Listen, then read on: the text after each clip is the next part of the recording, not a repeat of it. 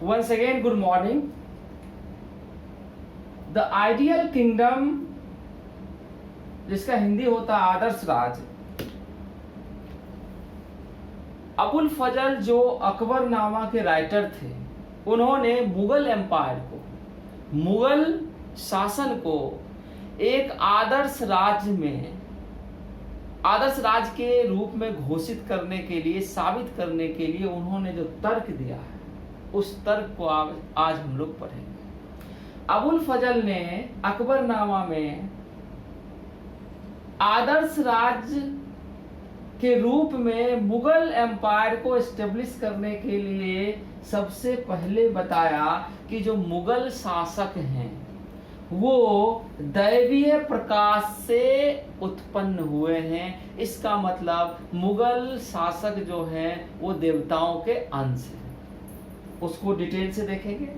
दूसरा, उन्होंने बताया मुगल शासन ने यूनिफाइंग फोर्स मतलब एकीकरण के स्रोत के रूप में जो नीति अपनाया, वो भी मुगल राज्य को आदर्श राज के रूप में स्थापित करता है। जैसे उन्होंने बताया कि सुलह कुल की नीति अपनाया था मुगल शासकों ने, खासकर अकबर ने।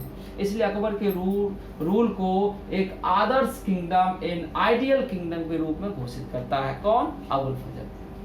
तीसरा, अबुल फजल बोलता है कि जो सामाजिक अनुबंध है, जो सोशल कॉन्ट्रैक्ट है, उसके आधार पे मुगल रूल एस्टेब्लिश हुआ है और मुगल जो रूलर हैं वो जस्ट सॉवरेंटी मतलब न्यायपूर्ण सत्ता, प्रभु सत्ता के रूप में है। अब कैसे है उसको भी हम लोग देखेंगे। तो इन तीन चीजों को एक एक करके देखना है और याद रखना, a divine light and social contact या जस्ट सॉवरेंटी, ये जो छोटे छोटे क्वेश्चन है 3 मार्क्स के लिए इंपॉर्टेंट है, जबकि ए यूनिफाइंग फोर्स मतलब सुलह कुल जो है वो 8 मार्क्स के क्वेश्चन के लिए इंपॉर्टेंट है। अगर तीनों को मिला के पूछा जाए, जैसे कि किस तरह से मुगल राज्य जो था वो आदर्श राज्य था, how Mughal kingdom was a kind of ideal kingdom establish, तब ये तीनों चीजों को लिखना पड़ेगा, वो भी 8 मार्क्स का क्वेश्चन होगा। सबसे पहले हम बात करते हैं ए डिवाइन लाइट की। इस तर्क के अनुसार अबुल फजल घोषित करते हैं और अकबरनामा में वो लिखते हैं कि जो मुगल रूलर हैं वो क्या है? दैवीय प्रकाश का अंश है। कैसे? वो एक कहानी का उल्लेख करता है। वो कहानी रानी अलंकुआ की है। रानी अलंकुआ मंगोल रानी थी, आपको पता है। जो अकबर के दादा थे बाबर, वो मदर साइड से मंगोल थे और फादर के साइड से तुर्किश थे। तो मंगोल, इसका मतलब माँ उनके दादी हो या माँ हो जब मंगोल थी, तो उनके जो मंगोलों का उदय हुआ, उनमें जो एक रानी थी, उस रानी की कहानी ये है कि वो युद्ध शिविर में जो टेंट होता है उसमें वो सोई हुई थी और सूर्य के प्रकाश से, सूर्य को भगवान माना गया, उनके प्रकाश से वो गर्भवती हुई और उस गर्भवती होने के कारण उनका बच्चा उत्पन्न हुआ और वो जो है डिवाइन, वो बच्चा क्या हुआ? डिवाइन हो गया, पवित्र हो गया, दैवीय हो गया। तो उसी के अंश, वही जो मान लो किसी के फोर फादर ईश्वर का दिया हुआ है, तो उसके मतलब ईश्वर का अंश है और उससे जितने भी उसके खानदान, उसके बेटे उत्पन्न होंगे, उस सब में ईश्वर का अंश तो माना जाएगा। तो इसलिए अबुल फजल मानते हैं कि मुगल जो शासक हैं वो ईश्वर के अंश के रूप में है, ईश्वर के रूप में वो यहाँ पे शासन कर रहे हैं। ठीक है, ये जो कहानी है, ये कहानी एक्चुअली एक सूफी संत थे, शिहाबुद्दीन सुहरावर्दी, बहुत फेमस सूफी संत थे। उन्होंने इस कहानी को लिखा था, उन्हीं के कहानी, ये जो है उनकी कहानी नहीं है, उस कहानी से इनके कहानी से प्रभावित हैं। ये भी इस बात की चर्चा करते हैं कि ईश्वर जो शासक होता है वो ईश्वर का अंश होता है, ईश्वर के रूप में पृथ्वी पे आता है। और वो जो प्रकाश शासक का जो उनकी जो क्षमता है, ईश्वर मतलब दैवीय उनकी जो क्षमता है, वो क्षमता उनके पुत्र में, उसका क्षमता उसके पुत्र में आगे जो है बढ़ता चला जाता है। तो वो इस इनके कहानी से प्रभावित ये कहानी दिखता है हिस्टोरियन की नज़र में। अभी जो इतिहासकार जो इतिहास लिखते हैं तो इस तरह से इसको डिटेल करते हैं। तो सुहरावर्दी ने जो एक सूफी संत थे उनके थॉट से भी ये जो है स्टोरी ऑफ क्वीन अलांकुआ इनके थॉट से भी प्रभावित लग रहा है। और इन चीजों को दिखाने के लिए दैवीय सत्ता के रूप में राजा को साबित करने के लिए जो इमेज क्रिएट किए गए वो भी एक बहुत बड़ा एग्जाम्पल है। आपके बुक में भी इमेज है, पेंटिंग्स में आप देखोगे जो अकबर हो या दूसरे किंग हो उसको जो दिखाया गया उसको वेयरिंग ए होलो। होलो का मतलब होता है मान लो ये आपका फेस है और फेस के चारों तरफ इस तरह से प्रकाश दिखाने वाला, ये ईश्वर का अंश। ये जो प्रकाश है आपके फेस से जो मतलब दिव्यमान जो फेस आपका दिखाया जाता है, कोशिश की जाता है, ये ईश्वर के अंश को दिखाने की बात की जाती है। तो जो पेंटर्स ने जो पेंटिंग की, और ये पेंटर्स जो थे 17वीं सेंचुरी में पुर्तगीज या यूरोपियन पेंटर से प्रभावित थे। उन्होंने जब अपने मुगल एम्पायर के पेंटर्स ने उनसे सीख के जब मुगल राजाओं का पिक्चर्स, इमेज, पोर्ट्रेट क्रिएट किए तो उसमें भी उन्होंने होलो का प्रयोग किया। इससे भी पता चलता है कि पेंटर्स के नज़र में या वहाँ के लोगों के नज़र में एक राजा को किस रूप में दिखाना चाह रहे थे। राजा को ईश्वरीय अंश के रूप में, दैवीय सत्ता के रूप में दिखाना चाह रहे थे। तो ये आइडियल अबुल फजल इस तरह से भी दैवीय सत्ता के रूप में भी मुगल राज्य को आइडियल किंगडम के रूप में घोषित करता है। इसको हम बाद में बात करेंगे। हम बात करते हैं सामाजिक अनुबंध।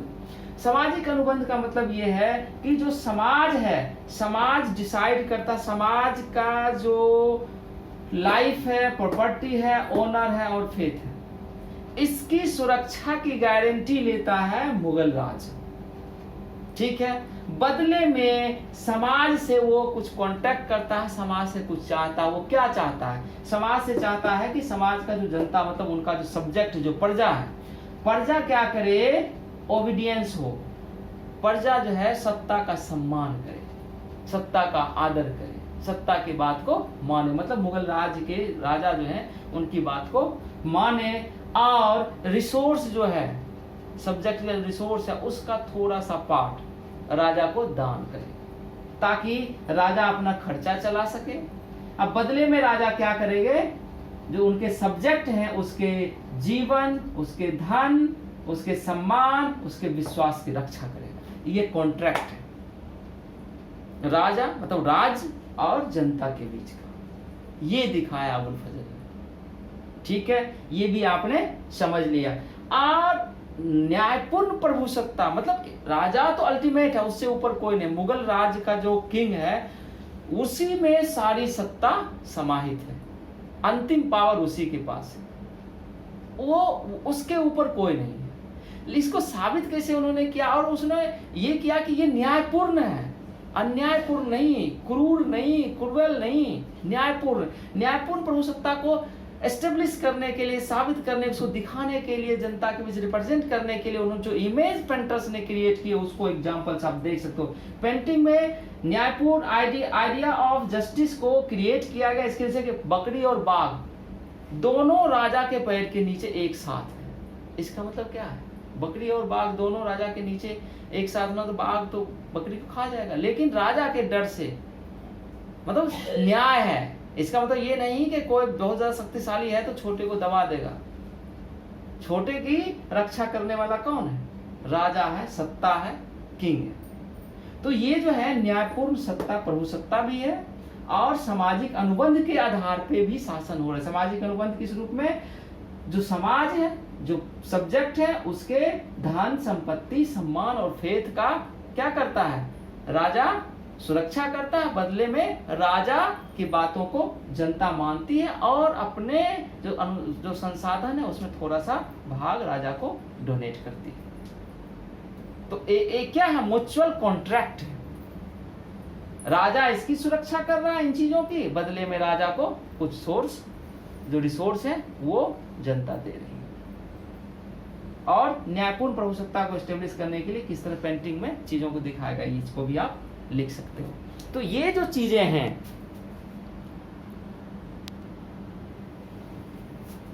जब हम बात करते हैं किंग्स एंड क्रॉनिकल्स के अंतर्गत आइडियल किंगडम के रूप में सुलह कुल किस तरह से एस्टेब्लिश की गई थी। अबुल फजल ये स्थापित करना चाहते हैं कि एक आइडियल किंगडम था, और ये जो आइडियल किंगडम है, ये आइडियल किंगडम इसलिए था कि अकबर ने, खासकर मुगल रूलर में अकबर ने सुलह कुल की नीति अपनाई थी। तो इसको समझना 8 मार्क्स के लिए, क्वेश्चन के लिए बहुत ज्यादा इंपॉर्टेंट है। सबसे पहला पॉइंट आपको लिखना है मीनिंग। सुलह कुल का मतलब क्या होता है? एब्सोल्यूट पीस, पूर्ण शांति को स्थापित करने की जो पॉलिसी थी वही सुलह कुल की पॉलिसी थी। पूर्ण शांति, साम्राज्य में शांति स्थापित करने की जो प्रक्रिया थी उसके लिए जो नीति अपनाई गई उस नीति को सुलह कुल की नीति बोलते हैं। इसको याद रखना, ठीक है। दूसरा पॉइंट लिखना है all kinds of groups of people were enjoying opportunity, respect, honour and peace in Mughal rule.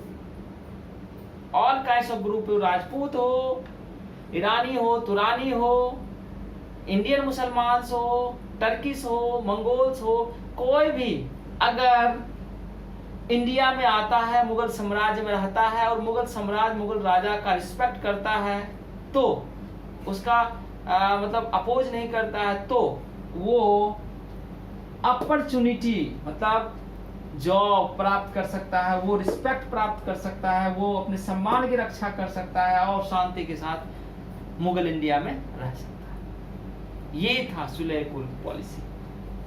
सुलह कुल की पॉलिसी बताता है कि there should not be any kind of discrimination on the basis of ethnicity and religion. ये थी सुलह कुल की policy. सुलह कुल की पॉलिसी को एस्टेब्लिश करने के लिए अकबर ने, खास करके अकबर की बात करूं, अकबरनामा अकबर के टाइम में लिखा गया और अकबर के राज्य के बारे में लिखा गया और लिखने वाले अबुल फजल थे। तो अबुल फजल ने डिस्क्राइब किया कि स्टेट ने कई पॉलिसी को अडॉप्ट किया, कई नियम, कई नीतियां बनाई, जिससे पता चलता है कि अकबर पूर्ण शांति को स्थापित करना चाहता था, सबों को मिला के चलना चाहता था।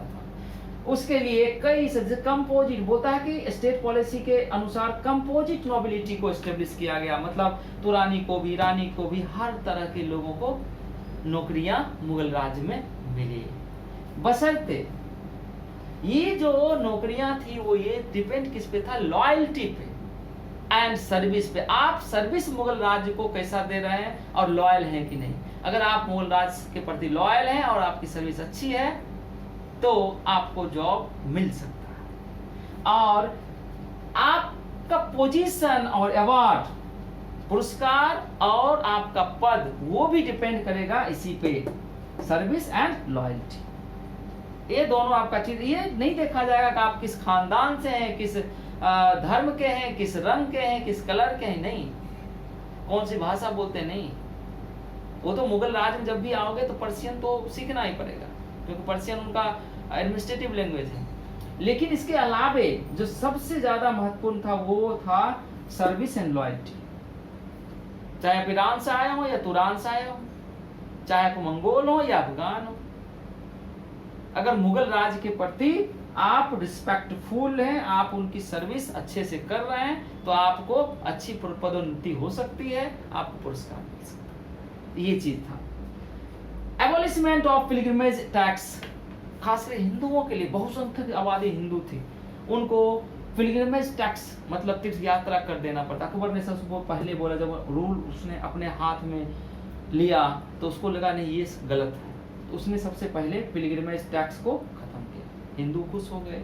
इतना ही नहीं, एबॉलिशमेंट ऑफ जिजिया टैक्स। जिजिया टैक्स उस टैक्स को बोलते हैं जहां पे रूल्स, अगर इस्लामिक रूल हो, इस्लामिक रूल में अगर नॉन इस्लामिक पीपल सब्जेक्ट्स रह रहे हैं तो उन नॉन इस्लामिक पीपल को रहने के लिए उस सब्जेक्ट को उस राज्य में, इस्लामिक राज्य में अपने फेथ, अपने धर्म की सुरक्षा, अपने धर्म को मानने के लिए उनको एक तरह का टैक्स देना पड़ता था, अदरवाइज आप उस धर्म इस्लाम में कन्वर्ट हो जाओ।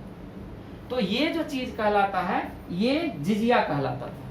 हिंदुस्तान में भी जिजिया लगाया गया था। तो हिंदुस्तान में जिजिया टैक्स को कब खत्म कर दिया गया? 1964 में। नेक्स्ट पॉइंट है given grant to places of worship. Temples को भी जैन टेम्पल्स को, some examples are some examples of Sikh temples, इन चीज़ों को भी किसी न किसी रूप में ग्रांट दिया जाता था, जबकि रूलर मुस्लिम थे। तो ये भी उनके सुलह कुल की पॉलिसी के तहत था, ताकि हर धर्म के लोग खुश हो। इतना ही नहीं, grant were issued to the temples which were destroyed during war. War में कभी कभी क्या होता था, टेम्पल्स को तोड़ दिया जाता था। बाद में राजा जो है इन चीज़ों को, उस टेम्पल को फिर से बनाने के लिए ग्रांट भी स्थापित करते थे, उनको देते थे। इतना ही नहीं, मैरिज रिलेशन जो है, मैरिज रिलेशन आपने देखा होगा, 11 नंबर पॉइंट है मैरिज रिलेशन। मैरिज रिलेशन किससे? राजपूतों से।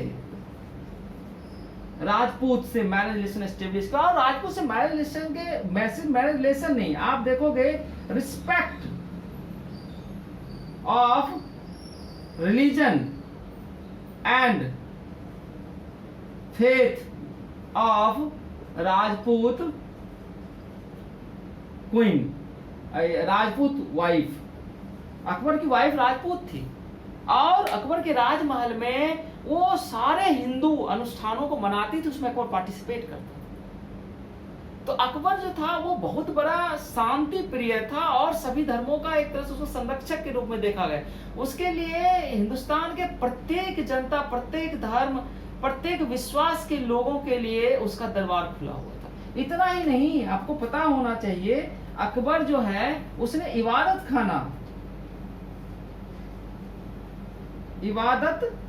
खाना मतलब जो धार्मिक उन्होंने गृह एक एस्टेब्लिश किया था, उसमें प्रत्येक धर्म के लोगों को इनवाइट करता था, उनकी बातों को सुनता था। इससे क्या पता चलता है, अकबर का जो रूल था उसमें सभी धर्म, सभी जाति, सभी संप्रदाय, सभी रिलीजन, सभी एथनिसिटी के लोगों को, अगर वो साम्राज्य के प्रति लॉयल है, रिस्पेक्टफुल है, तो उसका विरोध नहीं है, उसके सम्मान की सुरक्षा की गारंटी। इसी को बोलते हैं यूनिफाइंग फोर्स। ये सारी पॉलिसी जो था यूनिफाइंग फोर्स था, यही समाज को या पूरे राज्य को, मुगल साम्राज्य को एकीकृत करता था, जोड़ के रखने वाला ये फोर्स था। इसी को सुलह कुल बोलते हैं। ठीक है, धन्यवाद।